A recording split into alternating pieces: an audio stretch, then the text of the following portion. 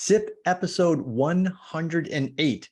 Tonight we are flying solo, no winemaker guest, because it is harvest and everyone who is able is in the vineyards helping out.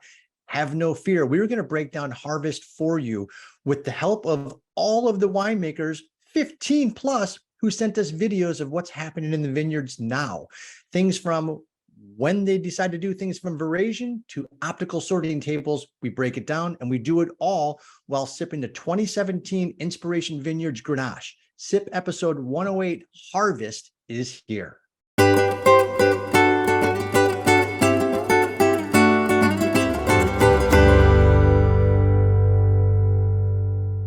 All right, this is SIP episode 108. My name is Martin Cody, co-founder of Cellar Angels, your direct-to-consumer wine host, co-founder of, I said Cellar Angels, so that's good. We've got that out of the way.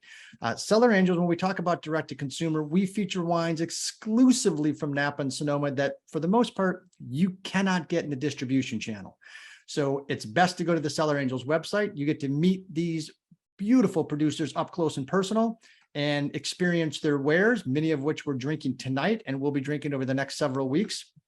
We have a crazy complex episode for you this evening with no guests. We're flying blind. We have had, to say we've had technical difficulties would be insane understatement. And we're going to be allowing people to turn cameras on ASAP. So feel free that if you want to tidy up the house, put away the empty beer cans, drain the martini glasses and look presentable, now's the time, because Mission Control is going to be turning on cameras. So Charisse, good to see you.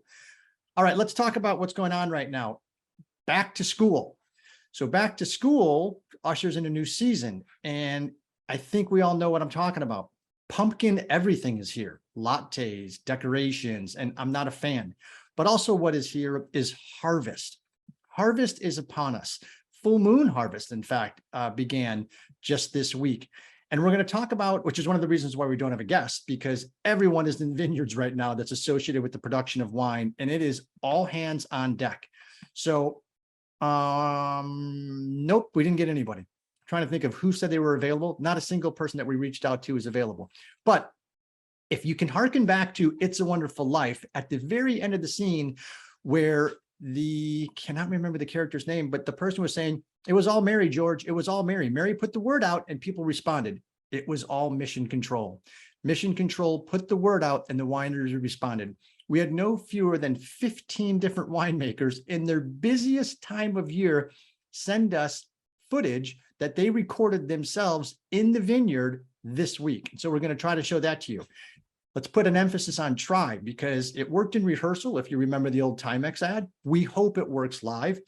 Charisse, good to see you. Scotland looks like a gorgeous night in Chicago. Karen, different background. I like it. So that is impressive. Delia and Mike, cheers to you. So now let's talk about our first video that we're going to play. So let me see if I covered everything. I'm going to refer to notes on this one because there is just so much content to get to. It's not even funny. First, let's talk about Monday's pop quiz. We have a tie. I don't know how you guys do this, but we have another tie. There was someone that finished first, but had the wrong answer. Remember the name? Brent. That's right. Brent was going to try to take a 3-week in a row lead, but Brent had the fastest answer. But as I found out through basically K through 8, fast and wrong is not good. So you need to have the correct answer. The correct answer was Alyssa and Scotland. Scotland for a tie. You guys were literally the same time, came in on the same minute. So I don't know how we're going to incorporate one of those Olympic clocks on the thing that goes down to the tenths of a second and hundredths of a second, but I think we might have to get to it because the minute's not working. Too many ties in the last few weeks. So the correct answer was B, pumice. Massive grape skins, stems, and seeds remaining after fermentation. So very good. Congratulations, Scotland and Alyssa. Is Alyssa here this evening? Because winners need to be present. So in her absence, Scotland gets an additional 1,000 because those are the house rules. Sorry, Alyssa, better luck next time. All right, tonight's topic is in fact harvest. Now it's interesting because harvest is occurring all throughout wine country in the Northern Hemisphere. It's already been done since March and April in the Southern Hemisphere. So we're going to talk a little bit about what is happening at harvest, and it's crazy to see how complex it is. And I think if we can get the videos to work, of which there's 14 of them, you will get a very, very good hands-on, eye-level approach of just how labor-intensive this is for the limited production wineries. One thing I do want to show is this picture, if I can show it. I'll share my screen and see if this works. This will be the first technical challenge we'll have. All right, so here's a picture from Aaron Pott. So Aaron Pott, winemaker at Seven Stones, 2 a.m. pick. So they started picking at 2 o'clock in the morning on Tuesday of this week, earliest harvest ever at that time. And the reason being, if you saw the mercury in Napa and Sonoma this past week, 5 consecutive days over 100 degrees. That is not what you want to have for harvest. So Aaron and the team out at Seven Stones, which was a Cellar Angels feature a few years ago, which makes just ridiculously good Cabernet, had his team out there for the earliest ever, a 2 a.m. pick. Now we'll get into that a little bit more about why they pick at night versus the mass-produced places that can just pick any time of day. But before we do that, we're going to show you a video, or Mission Control is going to show you a video, fingers crossed, on kind of a montage of everything about harvest. So I'm going to stop talking so you can turn your volume up and listen to the great folks at Accenti and this beautiful video they put together when Mission Control sent out the call.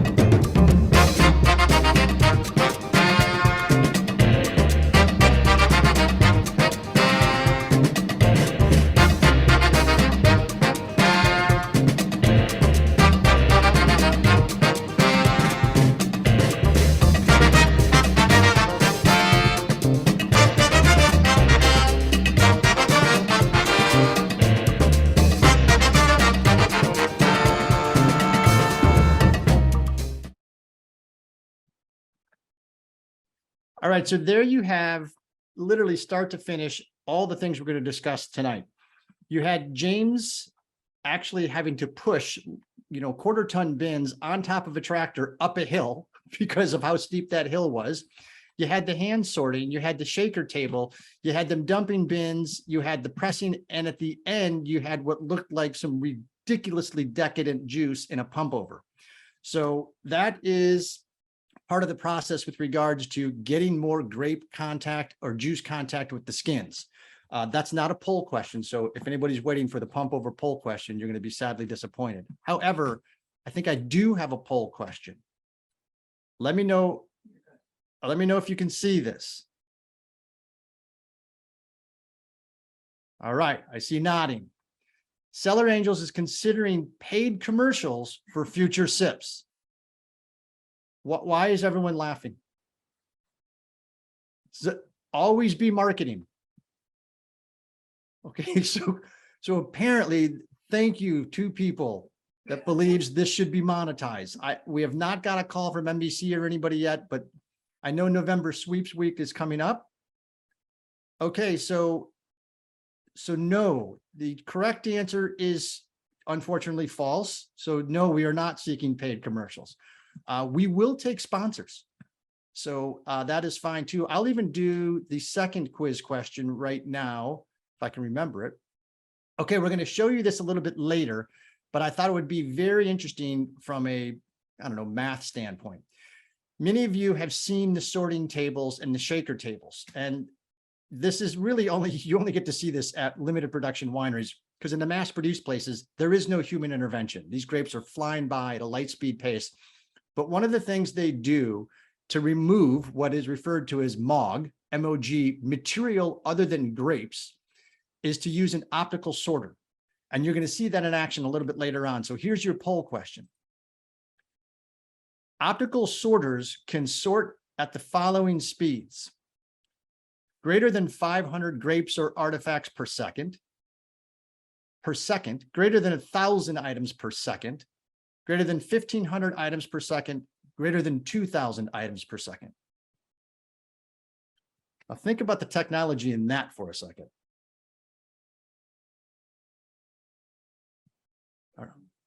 That was a good one. I can do about 3 things per second when it comes to laundry sorting. All right, 5, 4, 3, 2, 1. Interesting. So good answers all over the board. Raise your hand if you answered 2,000 items per second. Wow.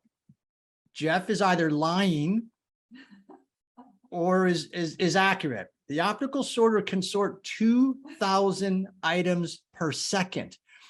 And you'll see it, they had to slow it down in slow-mo 16x, 16 times slow motion. And you'll see these grapes going by and a puff of air comes out and shoots the bad grapes away from the final bin. It is something to behold. The machines are about $135,000 a piece. So it's pretty interesting from that standpoint. Okay. Her harvest starts, there's 2 magic numbers. There's a bunch of magic numbers when it comes to grapes, and certainly in the limited production wineries. So we'll start with fruit set. Fruit set is when the flowers on the clusters fall and you see these little tiny baby berries. So that's fruit set. 30 to 70 days after fruit set, you get veraison. So Mission Control is going to show you a picture of veraison. So here you have veraison. Zoom in. And veraison is essentially every single cluster, bar a few of them, starts out all green.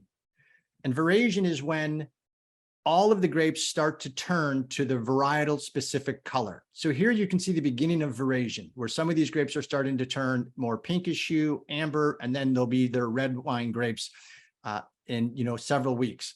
So this happens 30 to 70 days after fruit set.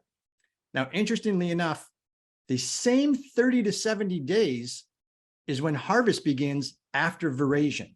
So the numbers 30 and 70 are very, very magical. And the spread there is based upon varietal. Can anybody want to throw in the chat one of the earliest red wine varieties that is harvested? Just take a guess. Where's chat? There it is.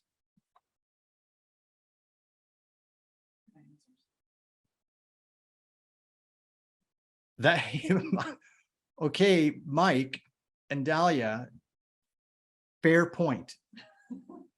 Fair point. 100 points for that. All of those answers were correct in theory. We were looking for one correct answer. Could someone please take 100 points away from Mike and Dahlia? All right, the answer here is Sangiovese. Sangiovese is a very, very early ripening grape. So it will be in the 30 to 40 days after veraison is when that baby starts getting picked. Pinot's a great guess because those sparkling fans among us recognize that they are picking Chardonnay very early for sparkling wine producers. So if you look at Iron Horse, you look at Schramsberg, you look at Domaine Carneros, and some of the great sparkling producers in Napa and Sonoma, they start harvesting sparkling grapes, August. But Sangiovese is a very early ripening grape.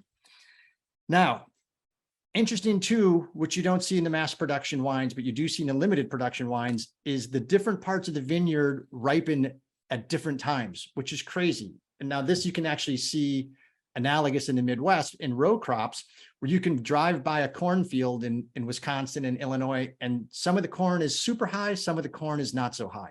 So some of that corn and soybeans is the same way, hasn't ripened the same way the rest of the crop has. It's not different in these small vineyard blocks in Napa and Sonoma. So the really, really savant type producers in one vineyard block, they may have 5, 6, or 7 picks. So they'll go out and pick one set of very, very ripe vines and then wait a couple days for another set of ripe vines. So that's extremely labor intensive versus just coming through on one pick and having a lot of green grapes still mixed in with the red, which would cause a lot of bitterness, a lot of tannin, a lot of astringent flavors, and would not be good. So that's point number one. Point number two is sometimes they will conduct what is referred to as a green harvest. Anybody want to throw in chat what a green harvest means? Or you can actually just blurt it out.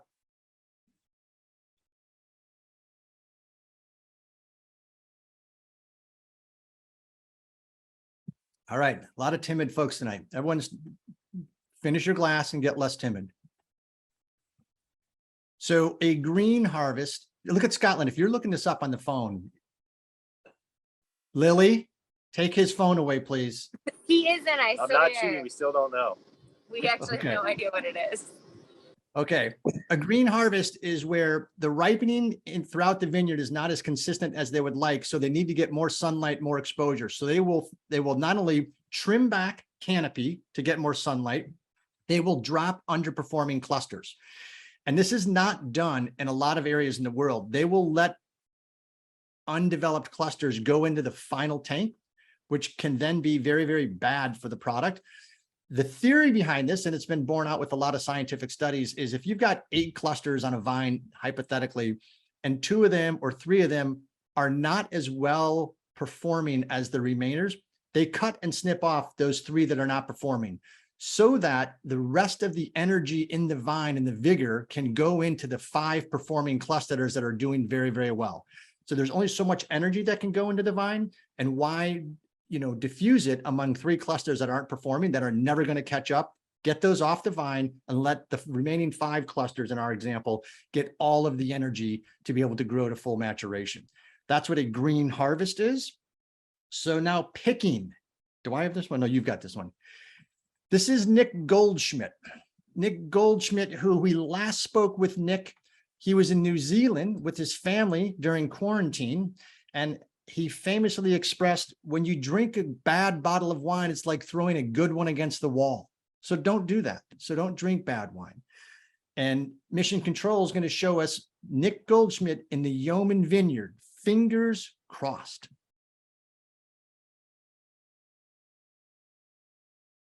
Good morning, Cellar Angels. Nick Goldschmidt here, Goldschmidt Vineyards, out here looking at Yoeman, which is our top vineyard. But this is the that's the west, looking towards the ocean of Sonoma Coast. That would be looking south. Who doesn't get bored of that view every morning? Is that fantastic or what? Looking at Cabernet 2022.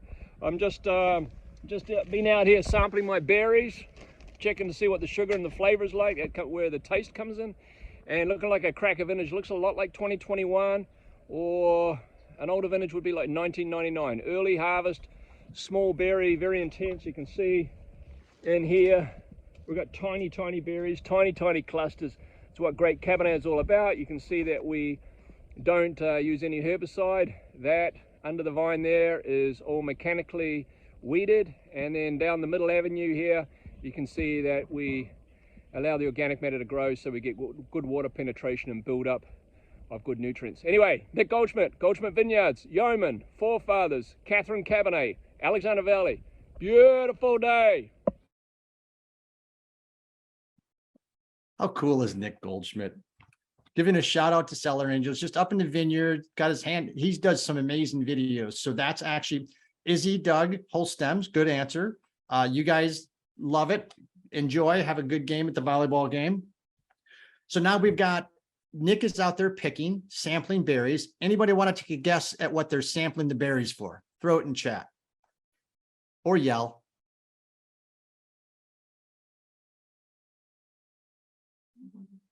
All right, this is a smart crew. Waiting, Scotland. Scotland's watching the IU game and toggling back and forth and seeing it. I don't even know if they're playing. My brothers would have let me know. We have the US Open, Okay, good. The US Open. but I think I still got the right answer, maybe. You did. They are, in fact, everyone's got it right. Brix, in fact, is the measure of sugar. And it's interesting because sugar will transfer later on in the bottle to alcohol content. So when you think about what happens at the end of harvest, and they're in a very, very critical crunch time right now. You know, you're looking at 2 weeks, you've had the whole growing season to try to make intelligent picking or intelligent viticultural decisions, pruning leaves, ground cover, pulling back canopies, all the trellising, all the drip irrigation, all these decisions come down to literally the final 21 days. And where Mother Nature can throw some mean, nasty curveballs at you, like 5+ consecutive days of 100 degrees. So what that will do is really spike up the ripeness of the grapes or the sugars, and then that will enhance or elevate the alcohol levels. So as we learned last week with Kevin Bersofsky from Montagne Russe, there's a couple different tools that the winemaker has to kind of slow that down. They can add a lot more water to the vines and to kind of dilute that a little bit, but it's still very tough to get that balance. I mean, all of us have been in the kitchen where you're trying to find some sort of a mix with what you're producing for dinner that night, and you might have too much salt, then you put in some spice to counteract that, and then it's too much spice, and then you do something else, and you just can't get the right balance. It's the same thing with sugar and alcohol. We are going to be talking with, well, actually, we're going to be listening to, I heard you see, MacLaren. Steve Law is our next guest. Now, what's interesting about Steve, and I'm going to stop talking again because Steve's volume is very low, so turn up your volume. And we're going to be streaming. Do I have this one? Oh, I do have this one. And we're going to be streaming from a different drive, so it might be a little jumpy. But what's fascinating in this video is, as you saw, these other folks are already picking. They've already been through Veraison. Steve's Syrah vineyard is still going through Veraison. It's not 100% yet. So he's not picking. So that just gives you an idea of how these varietals all ripen differently within the same region. So let me see if I can find out how to do this. And Mission Control is fielding questions. So by all means, if you have any questions, now's the time to ask them. Do this over here, carry the one.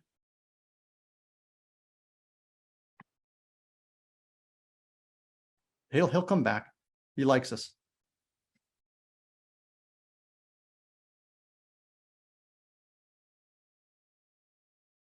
Good morning. Welcome to video review. Hi, I'm from Bennett Valley. I'm Steve Law from MacLaren Wine, and I'm showing you a little video of what I do most during this time of harvest. I'm in the vineyards. It's very important to be in the vineyards to see how the fruit's evolving, how the vines are doing, the overall general health, and see how things are doing. As you can see, this vineyard up in Bennett Valley is always one of my late ripeners. This vineyard's not quite through Veraison. As you can see from the multicolored berries that we have on the clusters, it's not 100% gone, but it's very close. It's like 95%, I would say, in this block. And this is clone 470 of Syrah, which tends to be out of the 3 clones up here, the earlier ripening one. But tasting the fruit, you can taste that the flavors are not there yet either. And that's going to happen, obviously, when the fruit starts to go 100% through Veraison. Then we'll get some sugar accumulation, flavors will start developing. But it looks like it's a nice yield up here. It's not too heavy. It's not too light. Couple of clusters per cane, smaller clusters. They're actually smaller berries this year too, which is really nice. I think we're going to make some gorgeous wine. I'm looking forward to the 22 vintage. So enjoy the wine. Thank you.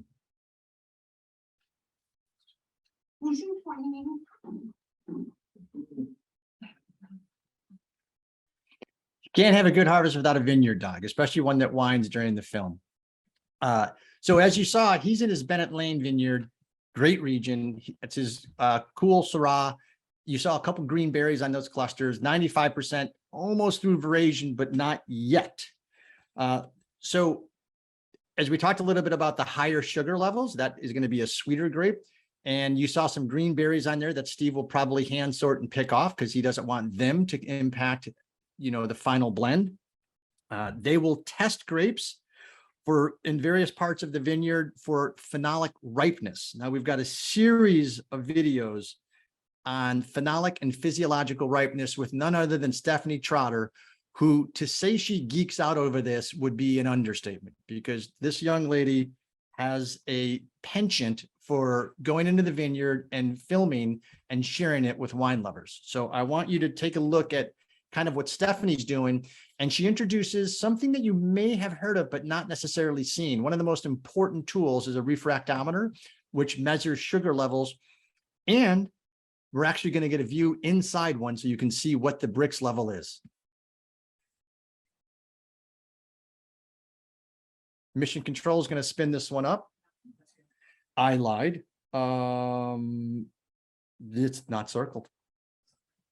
So, un momento. Let's see, where is that? Like I said, this was wonderful in rehearsal when everything worked before the system crashed. Get rid of Steve. Go over here. And all right, let's share you with Stephanie, or share Stephanie with you.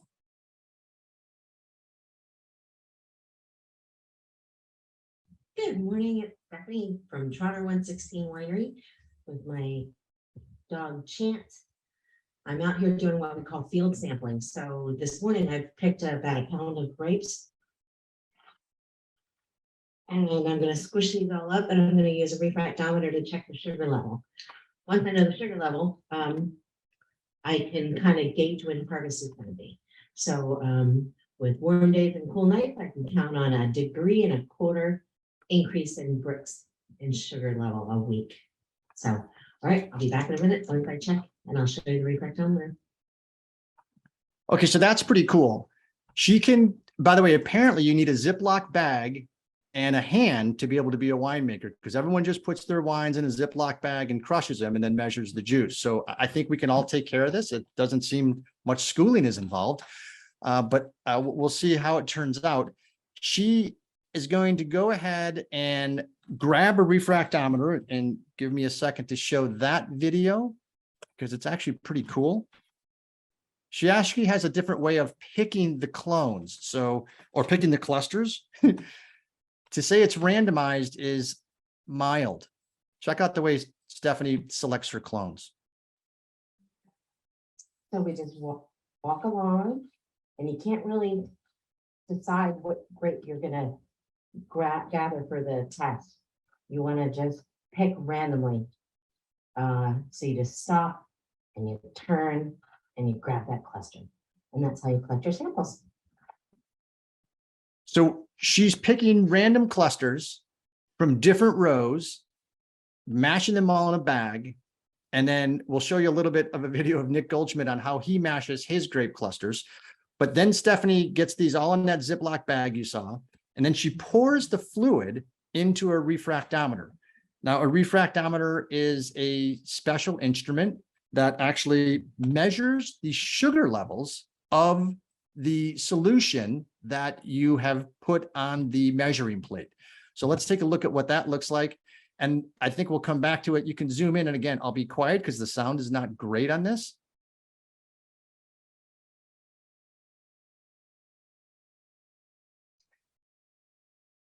Okay, here's looking down the tube of the refractometer. And you see that where the line is blue, or it goes blue, is the sugar level of my grapes. So it looks like it's about 21. It looks like it's about 21 Brix. See, you just look through it. There you go. Well, that was it. We're looking at a few weeks off. So now mathematically, she said it was at 21 Brix. And in the first video, she said it goes up about 1.5 points per week.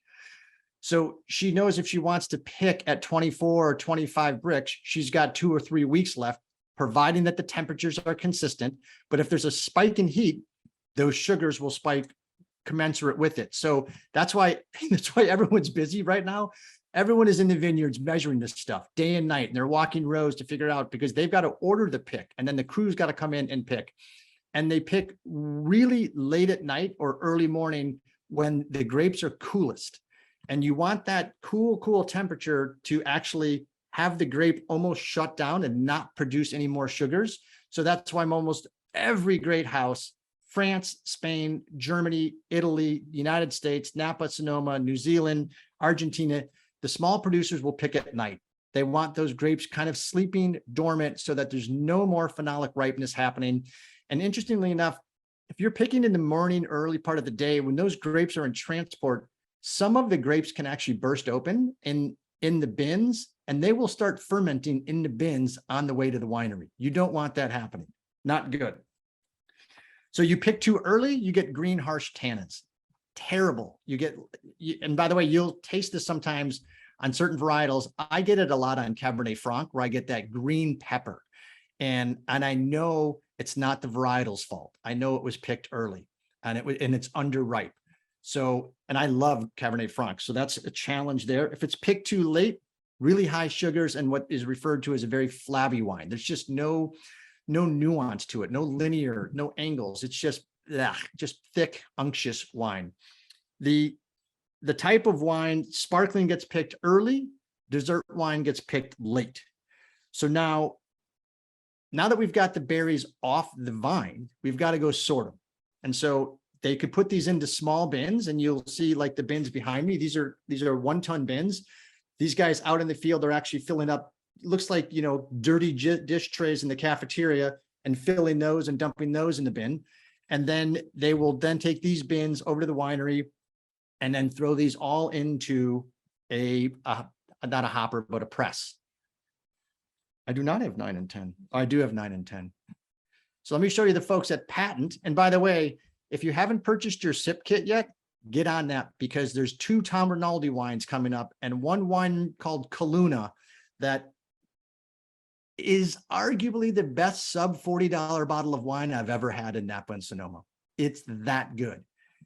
And we drink a lot. So that's a statement there. Let me actually queue up these videos. And again, our intern quit for tonight. She'll be back. So, I do want to show you Nick Goldschmidt, because Nick is a hoot. So here's Nick crushing his grapes in his bag. Why can't that's number 8? So we're skipping 8. What's 8? Can someone get mission control? I'll do it. Okay, mission control is going to do 8.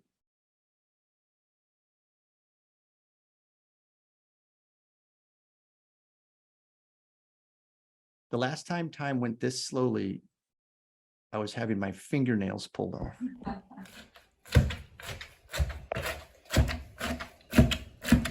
This is zinfandel, folks, and this is what we do. We don't do berry samples with zinfandel. We do cluster samples, and what a great thing to do! A cricket bat.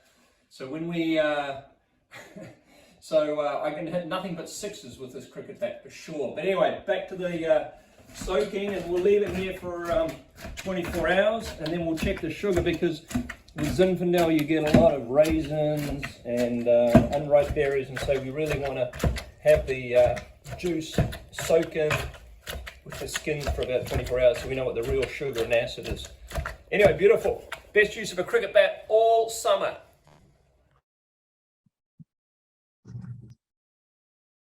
Super impressive. And I think it's interesting. Stephanie is picking berries. Nick is doing whole cluster presses. Nick will actually let that kind of mingle all those clusters in a very, very hygienically safe, wonderful 5-gallon bucket from Home Depot. And, just you got to make do with what you have. You don't need to have stainless steel. And then he'll test his sugar levels a day later, which I think is fascinating. Now, I'm going to back up a little bit because these guys are picking samples for their refractometer and their sugar assessment. Now we're going to show you an actual pick. And this is where, and I don't want to go on a limb and say you guys aren't excellent grape pickers, but chances are, if you were going to go as fast as our next guest, you would be missing fingers. So if you haven't seen these guys work, you need to watch what they do, because it's pretty impressive how fast these guys can move when they're picking berries.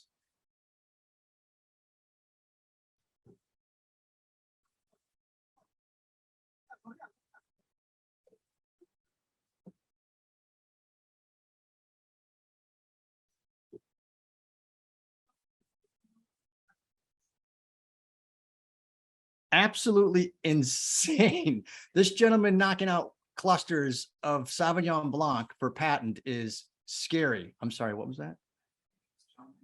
Oh, it might have been jumping a little bit.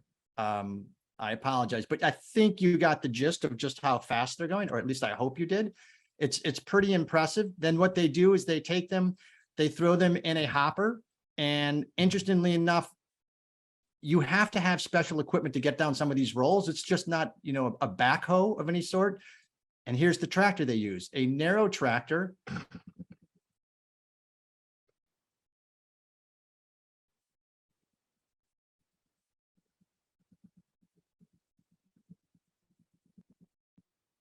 That gentleman right there is actually picking out twigs, leaves, debris other than grapes that can actually impact the final harvest or final press. Kleins, are you in a hot tub? I like it. Very nice. That's impressive. Sorry, I was distracted by a swimming family. So you get to see what that means to be able to go up and down these rows. This is what hand harvesting is all about. Industrial wineries, and I encourage you to Google industrial wine harvest type of stuff. They actually go out with this machinery. The only thing that's human about is the person driving the machine. And they've got these batons that just smack the vines, and the grapes fall into this catcher. They've also got some things that just shake the trunks and then knock all the grapes off. It's extremely harmful, very destructive, and quite angry looking. Now, so that is in fact the picking. So now we're going to move on to sorting. And this is where it gets kind of geeky, because this sorting table we talked about earlier is there's a shaker table that shakes to get all the artifact and debris that's not grape material to fall through the slats in the conveyor belt. But it also, there's people usually standing over sorting tables, picking out stems, picking out things that will impact the final blend or the final juice. It just gives you a glimpse into how labor intensive this is. So Mission Control is going to queue up this next one. This is Montagne Russe.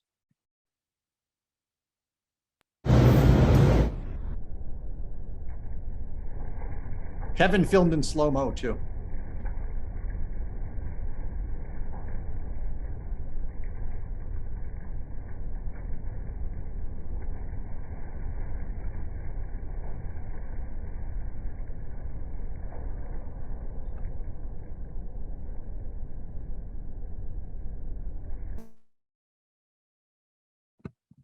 So you see, you've got the American Gothic pitchfork that they've bent over and are using to be able to pull the grapes out. Where are my art majors with the American Gothic reference? Not many people squeeze that into a wine program. Thank you, Mike. And there's clusters there, there's leaves there. Mission Control has one more, I believe, or no. And everybody, by the way, helps out with this. If you can stand over a sorting table, you can actually participate and harvest. And the beautiful part about it is you don't have to be, or you can be extremely well versed in this process, and you can actually be famous in this process. So here we have Tom Rinaldi actually involved in the sorting table. So you saw that bin come over, dump all the grapes go down on the conveyor, will go on a belt. The belt will then move in a couple different directions, sometimes lifting more grapes up to a vat. But here's Tom, 47 vintages under his belt, pulling artifact and stems and stuff out of the final blend. Not bad. It's a quick shot of Tom. He's we did not have him for the full day. I'll play that again in case you blinked. There you go. So this is a man, a legend, an icon. I mentioned we've got 2 of his wines coming up in the next several weeks. Founding winemaker at Duckhorn, had 20 plus vintages with them and is now a consulting. He works only on the projects that he wants to work on. And so he is making patent wines and Pellet Estate, and they are both in the sip kit right now. They are both fantastic. And I encourage, if you don't have that sip kit, get a move on. So Mission Control has number 13. We've got conveyor belts. We've got hand sorting tables. We've got shaker tables. We have an optical sorter, which I will show you in a second.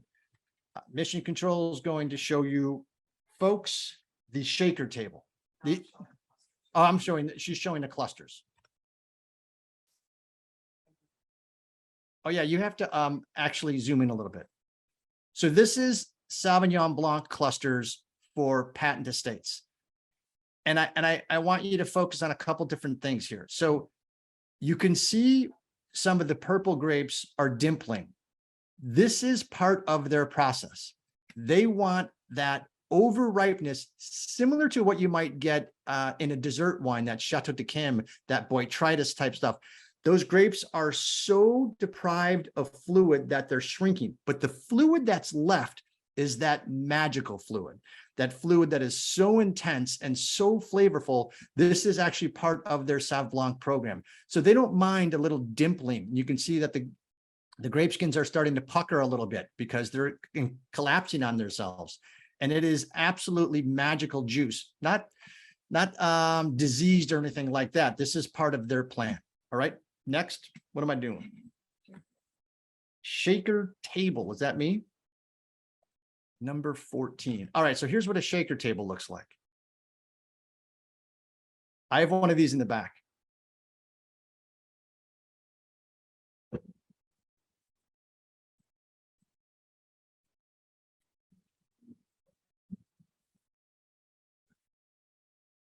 So you see these slats right here. So this thing is just shaking, designed to have all the loose debris that's not grape fall through those cracks. You don't want that to come off of this table and then go into the bin and get pressed. Could be wood chips, could be grass, could be bugs. Chances are it is bugs. So there's a lot of stuff in there that they don't want in the juice. They go through great effort at the limited production wineries to get out all of the things, that materials other than grapes, to make certain that that final juice is pristine. So the shaker tables are also not inexpensive. And sometimes people are standing over these as well, making certain that they get all of the what we refer to as the gross contaminants out of there. So pretty impressive to sit there at Harvest and watch all this. That's why Harvest, Cellar Angels doesn't actually go to wine country during harvest, because it is just a beehive of activity. You can't see people, you can't meet the winemakers, you can't meet the owners. Everyone's crazy. We like to go literally mid-October through mid-November when things have settled down. Probably not as pretty because the clusters aren't hanging from the vines and stuff like that. Traffic is nothing. Everyone's gone. The winemakers are there. The owners are there. You can sit down and have a meal with them and stuff like that because all the tourists are gone. So keep that in mind when you're scheduling your trip. It's like, well, am I going to go to New Orleans during, Mardi Gras, or am I going to go during some other time? And yes, maybe Mardi Gras would be fun once, but having been to New Orleans a dozen times, trust me, you would like to go another time than Mardi Gras. So it's the same way with harvest. I am now going to show you the, I think, optical sorter. So this should be interesting. And I'm supposed to talk about whole cluster fermentation. Give me a second. This is why we want to have paid commercials, because we can do this during the commercial break. Just saying, you guys all said false, so now we're going to have to abandon that idea. So look at Karen. No commercials. I think Charisse is giving it a consideration. Maybe not. Yeah, see, I'm with you. I'm a little 50-50 on that. All right, so let me queue up this video. Nope, that's not the optical sorter table video. Where is that video? Oh, hang on. Found it. Hiding. All right, bear with me. My apologies. Again, the intern quit. I've got to go through a VRBO ad that I will skip for you. Skip that. Okay, so now, and by the way, that looked like a good VRBO property, but so here's a optical sorting machine. I'm going to fast forward to the parts that are pretty freaking cool. Just to give you an idea of how fast this is. That's slow-mo. So all of these berries are coming out and they're going to go. So this is the optical sorter. Okay, so this is an infrared camera. And when I say optical sorter, they have keyed in via a computer the size of the berry they want, the circumference of the berry, the shape of the berry, the weight of the berry, the color of the berry, and they've keyed that into a computer. And this is the thing that Delia and Mike correctly indicated could sort 500, 1,000, 1,500, and 2,000 items per second. This can scan 2,000 items per second. Now I'm going to hit play and it's going to be playing it fast and it might be a little jumpy, but when it slows it down, you'll be able to see like a red grape come from up here and it goes down and then bam, a puff of air hits it and knocks it out of the final sorting table. I want to get one of these for Christmas, just for fun. So watch these red grapes. Boom, gone. She gone.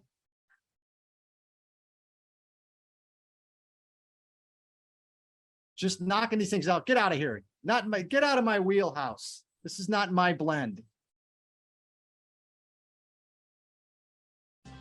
Boom. That's insane. And then, but the output is pretty cool. So here's all of the garbage, if you will, called Meiomi or Meiomi. Oh, no, I don't know what it's called. These are all the rejected particles. And now here's the pristine stuff. Look how good those berries look. That's not our subtitle, that's theirs. We don't have that graphic skill.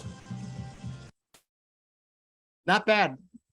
That gives you an idea of an optical sorter. And I want to know, there's got to be someone that was sitting around drinking a beer or something like that. You know what we could do? We could have a laser optic eye with a puff of air to knock out the bad grapes, and we could just sit and watch it. So I'm pretty impressed with how they did that, because you have to believe someone thought, pulling out these bad berries, this is getting old and tiresome, and I'm bored by it. So there's your optical sorter, which is pretty impressive. About 6 years ago, there was literally only 2 wineries in Napa that had one. One was Opus One, not surprising, right? And I can't remember who the other one was, but now it's not too uncommon, because the price was previously well over $100,000. They're now a bargain at $100,000 to $130,000. So that's the current price.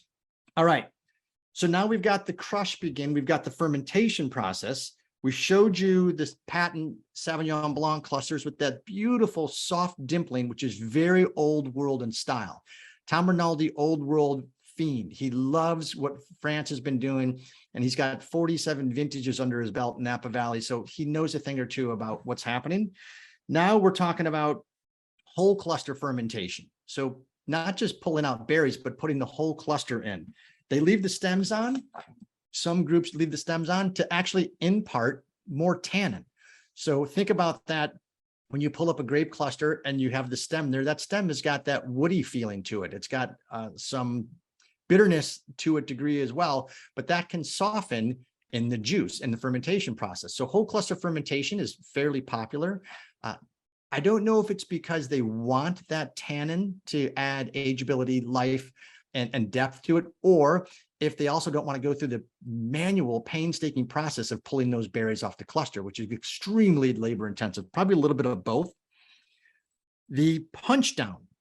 This is that beautiful, I guess the equivalent would be us making stews, where that cap on the stew, and you just take the wooden spoon and you push all that down and mix the broth in. I almost said Anthony's. Mission Control is going to show you the Punchdown that we saw in the beginning And it is just that beautiful color that I know the Accenti folks, there's a portable refractometer right there. There's your sorting table. But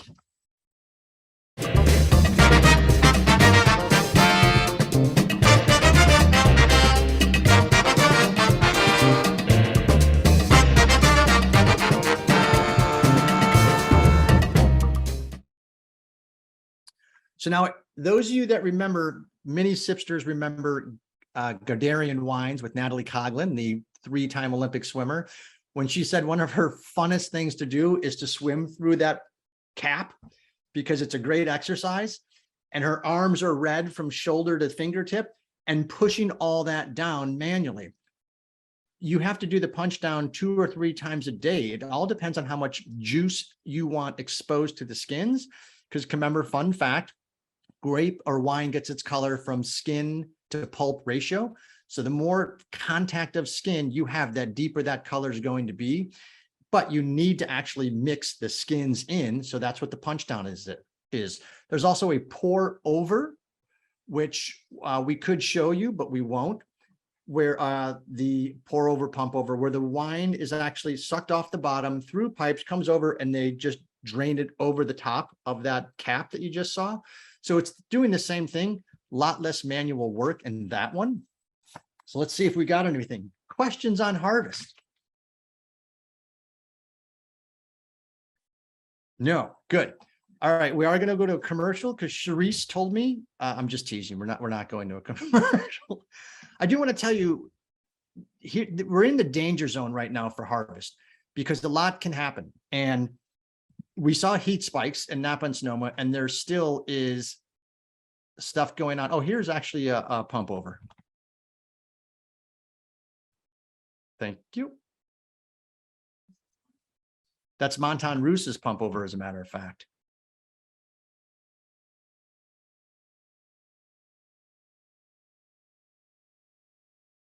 Yes, pulls juice from the bottom, pumps it over the top.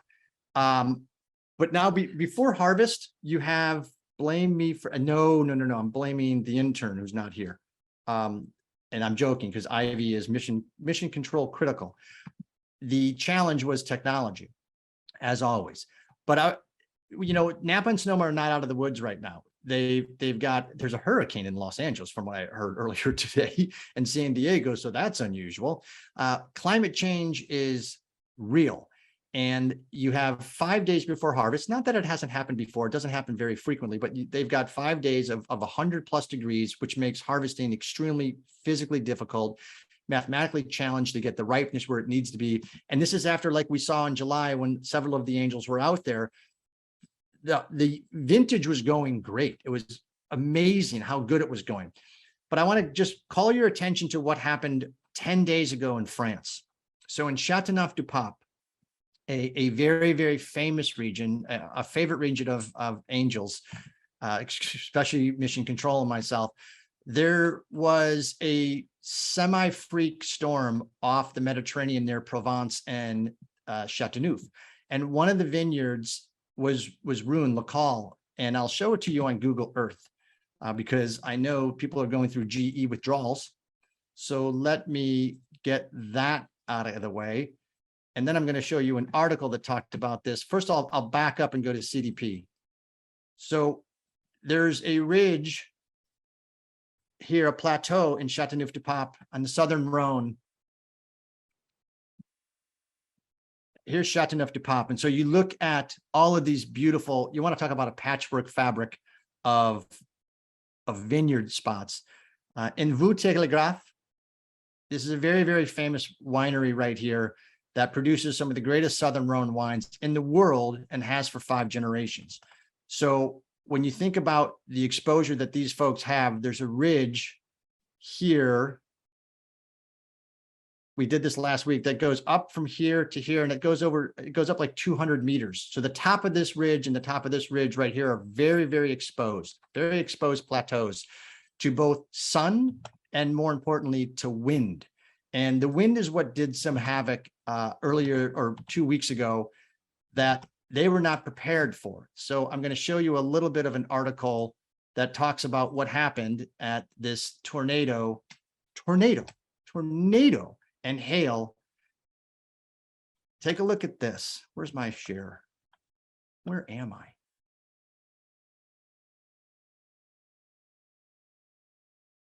So this is right before harvest, and you've got 2 water tornadoes coming at you. And this is pretty impressive because it was August 14th. The city of Bennett had 120 mile-an-hour winds, and a very, very famous vineyard. The Brunier family is 5th generation family that has been farming this land in Chateaneuf for over 100 years. And they lost 70 to 90% of their grapes in a day. In a single day with a freak storm that came ashore, and they've got a beautiful plateau. And the plateau, if you've ever seen it on a bottle of LaCroix, is just famous. And it sits above high elevation, very exposed, but it's producing wonderful fruit there for over 100 years. And so that it gives you, there is a little bit of a sigh of relief from a lot of winemakers from the standpoint that they're getting near the end of the growing season. They've made good decisions all year round, but they're not out of the woods yet. And stuff can spring up. Rains can hit, very, very quickly. And you can get torrential downpours that can rip the skins off of Pinot Noir grapes. So keep your fingers crossed, send good positive vibes in that capacity. I would be remiss if I didn't also share kind of, where am I? I'll go over here. If you haven't been to the Cellar Angels website, please do so, because this is where the magic happens. You, angels, make it all happen, because you are, and I've said this for many, many months now, heroes, and not the heroes that we think about from the Avengers comic strips. You're the ones that make it happen. I told many of you last week about the success that we had in helping raise over $400,000 at the Folds of Honor military event in Denver. Cellar Angels is going to be off the next 2 Fridays because we have 2 more charity events that we are attending to, again, help elevate the limited production winery and raise a significant amount of money for various causes. We will be at one event in Las Vegas where the Tyler Robinson Foundation that helps families pay for services associated with the treatment of pediatric cancer. So when you think about a child afflicted with cancer and the bills that that family has to endure, let alone traveling to get treatment, hotels, food, and stuff like that, I think buying some wine and helping a cause is a minimal sacrifice. You have to get a sip kit. I'm so excited about the wines that are coming up because of some of the talent that we have with, I mentioned Tom Rinaldi, but I'm really very, very excited about what we have coming up. And this one in particular, this little red blend from Chalk Hill called Kaluna, which has escaped me for 20 plus years of traveling to Sonoma. This one is going to knock your socks off. The Monroe Manor and the Monroy, not related, you're going to see some labor intensive work in barrel fermentation Cabernet Sauvignon, the likes of which I don't think you've ever seen before. So this is some very, very special juice. It can all be obtained right here. This is, again, where the magic starts and begins, but really it starts and begins with you. So, Mission Control wants to show one more picture because Ivy will kill her if she doesn't. And the last time we had a homicide, not pretty. Those do not age well.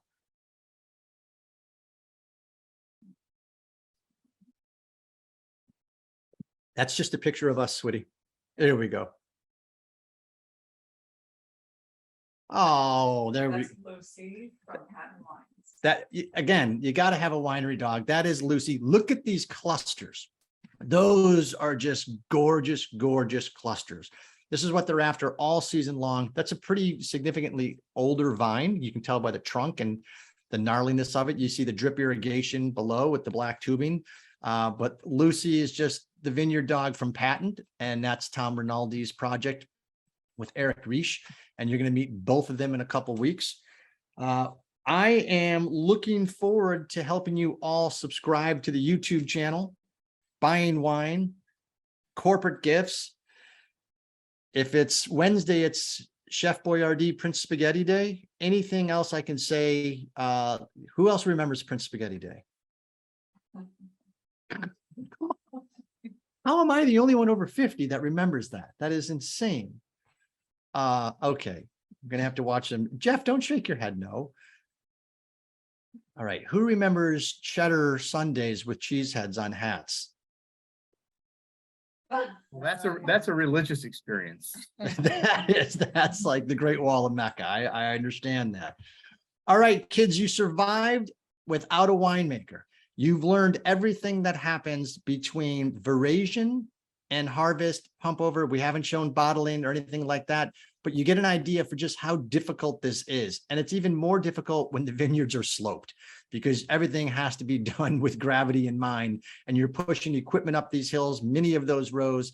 You saw Lise Asamont, who crafts a world-renowned Pinot Noirs, and she talked about the Martinelli vineyards, and some of these vineyards, you can't get equipment in. You know, Jackass Hill in Sonoma is named because someone said you'd have to be a jackass to try to grow grapes on that hill. So that's the type of stuff that we're talking about. This is the hand harvesting. This is the limited production. These are the stories that you're helping make possible. So I can't thank you enough. You are indeed the wine heroes. And as I've said for a long time, Cellar Angels isn't a company, it's a feeling. So thank you so much for sharing that feeling. It's bring someone to sip 2 weeks. Be good to one another. Have a fantastic weekend. And we thank you from the bottom of our hearts. Cheers all.